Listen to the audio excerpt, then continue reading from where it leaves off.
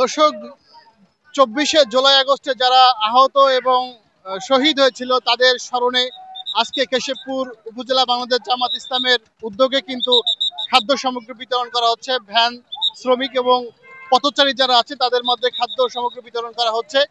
এই খাদ্য বিতরণের অনুষ্ঠান উদ্বোধন করেছেন কেশবপুর উপজেলার আমির অধ্যাপক মুক্তার আলী স্যার। তিনি কিন্তু আনুষ্ঠানিকভাবে তিনি শুরু করেছেন এবং এই খাদ্য বিতরণ শুরু করেছেন।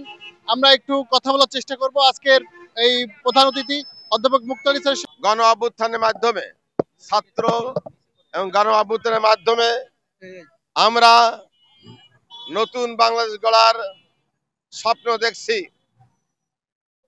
মানুষ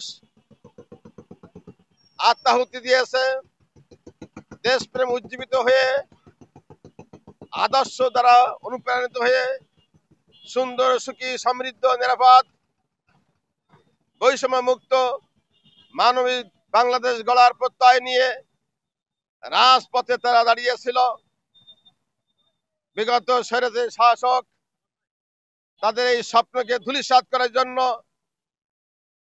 সর্বগ্রাসী, সর্বপ্লাবী আক্রমণ চালিয়েও এই আন্দোলনকে স্তব্ধ করতে পারেনি, মানুষের অগ্রযাত্রাকে রুদ্ধ করতে পারেনি।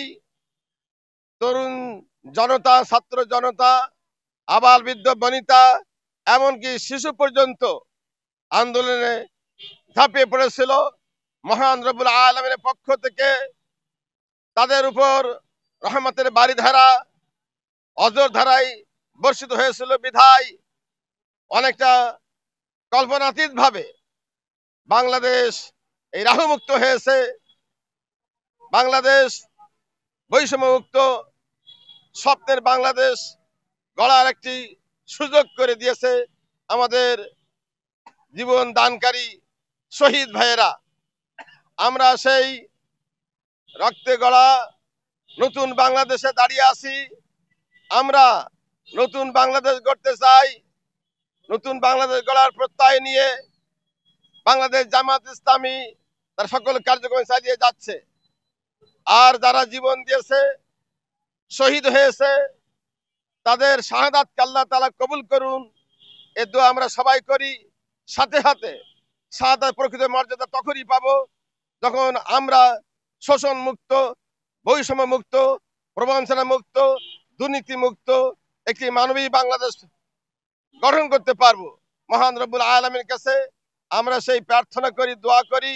সাথে সাথে আমরা প্রত্যয় দীপ্ত হয়ে স্বাধীন বাংলাদেশ প্রকৃত অর্থে স্বাধীন হোক, বাংলাদেশ স্বাধীনতা সার্বভৌম রক্ষিত হোক এবং সাথে সাথে নিজের পায়ে বাংলাদেশ দাঁড়াতে পারুক। আমাদের চেষ্টার মাধ্যমে, প্রচেষ্টার মাধ্যমে, আন্দোলনের মাধ্যমে আমরা সেই কামনা করি দেশবাসীর কাছে।